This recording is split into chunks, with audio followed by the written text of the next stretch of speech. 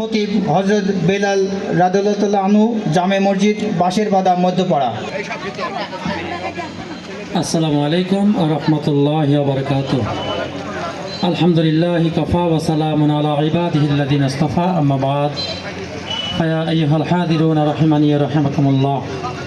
আলহামদুলিল্লাহ, আল্লাহ তাআলার শুকরিয়া, আমরা অনেকক্ষণ যাবৎ একটি মহতী কালাম বিশ্বনবী মুহাম্মদ রাসূলুল্লাহ সাল্লাল্লাহু আলাইহি ওয়াসাল্লামের প্রতি সকলেই বলি সাল্লাল্লাহু আলাইহি ওয়াসাল্লাম। সম্মানিত উপস্থিতি, মহান আল্লাহ রাব্বুল আলামিন ইরশাদ করেছেন, একে অপরকে সাহায্য করো এবং মন্দ কাজে একে অপরকে সাহায্য করো না। আজকে আমরা আখিরাতে কিভাবে নামাজ উপকারিতা, কিভাবে দরকারি, সব কিছুই কম বেশি বলেছে।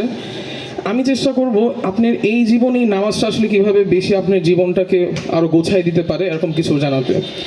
তো নামাজ পড়লে আসলে সবচেয়ে প্রথম যে জিনিসটা আপনি জীবনে দেখতে পারবেন যেটা হচ্ছে পাংচুয়ালিটি। সবাই জানে যে নামাজ কিন্তু দিনে 5 বার। কোনো দিন কি 1 ঘন্টায় কি 5টা পড়তে পারবেন? 5টা সময় মতো পড়তে হবে জামাতে। যখন একজন মানুষ প্রতিদিন 5 বার নামাজ জামাতে পড়া শুরু করবে, তখন দেখবেন যে তার লাইফের মধ্যে সে সময়ের গুরুত্বটা বুঝেছে। সে সব কিছুই হালকা পাতলা হচ্ছে সময়ের মধ্যে আনার চেষ্টা করবে, কারণ তার একটা অভ্যাস হয়ে যাবে যে সব কিছুই একটা টাইম মতো চলে। আবার আরেকটা জিনিস হচ্ছে, ইসলাম হচ্ছে সমতার ধর্ম, সব কিছুর মধ্যে সবাই সমান।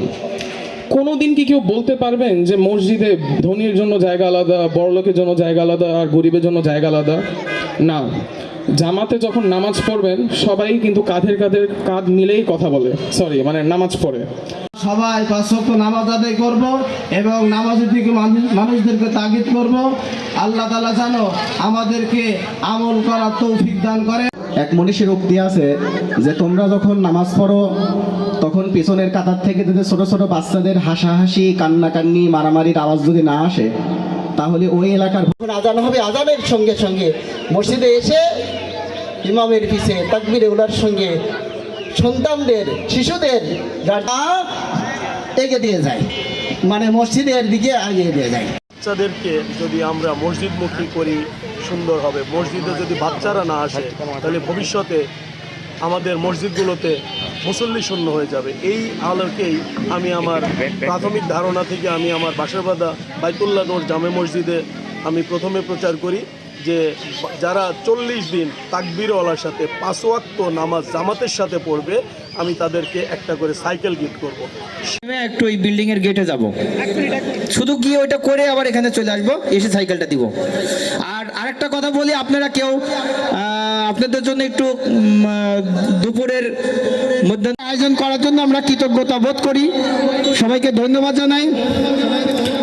আমাদের সাংবাদিক ভাইদের আসলে ধন্যবাদ, তারা অনেক আন্তরিকভাবে তাদের, আমরা যদিও সময় দিতে চাচ্ছি না, যে না আমরা সময় নাই, কেমন যেন বেশি সময় হয়ে যাচ্ছে।